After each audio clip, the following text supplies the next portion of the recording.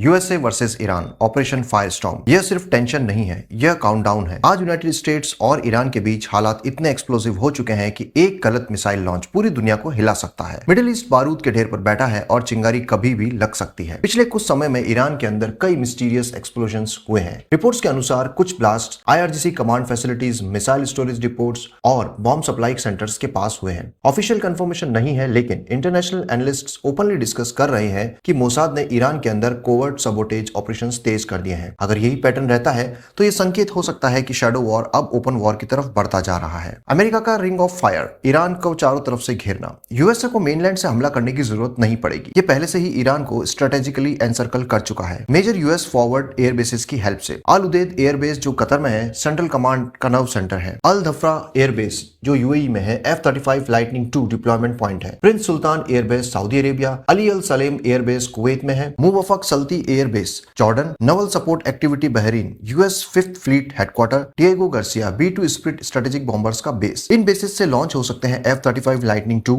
F-22 Raptor, F-15X B-2 split steel bombers, MQ-9 reaper drones और KC-135 refuelling aircrafts. इनके साथ close coordination करता है इजराइल, जिसके पास ईरान के nuclear facilities, air defence grids और अंडरग्राउंड बंकर्स की डीप इंटेलिजेंस मैपिंग मौजूद है। मिसाइल स्टॉर्म कैसे टूट सकती है ईरान की मिलिट्री बैकबोन, आइए जानते हैं। अगर फुल स्केल कॉन्फ्लिक्ट शुरू होता है तो यूएसए और इजराइल प्रिसीजन स्ट्राइक डॉक्ट्राइन अपनाएंगे। इस वॉर में पॉसिबल वेपन्स जो अटैक में यूज हो सकते हैं वो होंगे Tomahawk cruise missiles, AGM-158 JASSM ER, GBU-57 massive ordnance penetrator यानी bunker busters, JDAM smart bombs, hypersonic glide missiles. Targets होंगे Iranian air bases, ballistic missiles production lines, drone factories, IRGC underground command bunkers और naval facilities near strait of Hormuz. Military analysts मानते हैं कि sustained air campaign Iran की conventional arms production को कुछ ही हफ्तों में सीवियरली डिग्रेड कर सकता है। आइए जानते हैं एयरक्राफ्ट कैरियर्स जो कि है floating air bases near Iran. Persian Gulf और अरेबियन सी में यूएस नेवी की प्रेजेंट कांस्टेंट रहती है। रिसेंट डिप्लॉयमेंट्स में शामिल है USS जेराल्ड R. फोर्ड,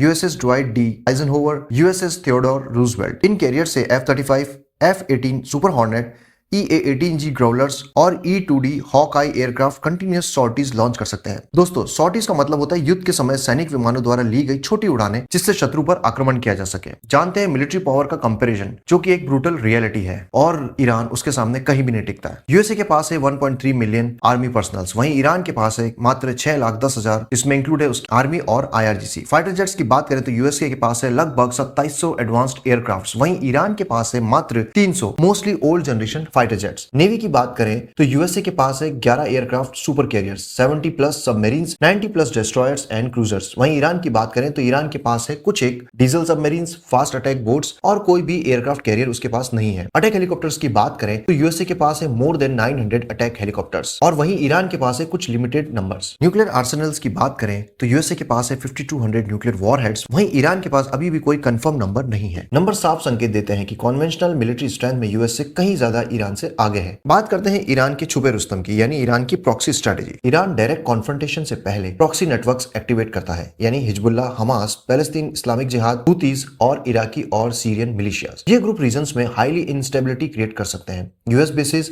और इजराइल पर रॉकेट अटैक्स लॉन्च कर सकते हैं और ऑयल रूट्स डिस्टर्ब कर सकते हैं, जैसा कि हमने रिसेंटली इजराइल और प्रॉक्सीज के वॉर में देखा था। बात करते हैं कौन जीतेगा। शॉर्ट टर्म में यूएसए एयर सुपीरियरिटी एस्टेब्लिश कर सकता है और ईरान की conventional military infrastructure heavily damage कर सकता है, लेकिन लॉन्ग टर्म सिनेरियो कॉम्प्लेक्स है। Iran straight of Hormuz block करने की कोशिश कर सकता है, जिससे ऑयल प्राइसेस स्काई रॉकेट हो सकते हैं, ग्लोबल मार्केट क्रैश कर सकते हैं। मिलिट्री विक्ट्री और स्ट्रेटेजिक स्टेबिलिटी दो अलग चीजें हैं। यूएसए बैटलफील्ड जीत सकता है, लेकिन मिडिल ईस्ट को लंबे समय के कर्व्स में धकेलने का रिस्क होगा। ये वॉर अगर शुरू होता है तो यहाँ सिर्फ यूएसए वर्सेस ईरान नहीं होगा, ये ग्लोबल इकोनॉमी, एनर्जी सप्लाई और रीजनल अलायंसेस की परीक्षा होगी। अभी तक ये कॉन्फ्लिक्ट शैडो फेज में है, लेकिन सवाल ये है कि क्या अगला ब्लास्ट सिर्फ वार्निंग होगा या ऑफिशियल डिक्लेरेशन ऑफ वॉर। आप क्या सोचते हैं, डिप्लोमेसी बचेगी या हिस्ट्री खुद को दोहराएगी? हमें कमेंट्स में जरूर बताएं। वीडियो पसंद आया तो लाइक करें, शेयर करना ना भूलें और हाँ, चैनल को सब्सक्राइब करें। मिलते हैं अगले वीडियो में, तब तक के लिए स्टे इन्फॉर्म्ड, स्टे अपडेटेड।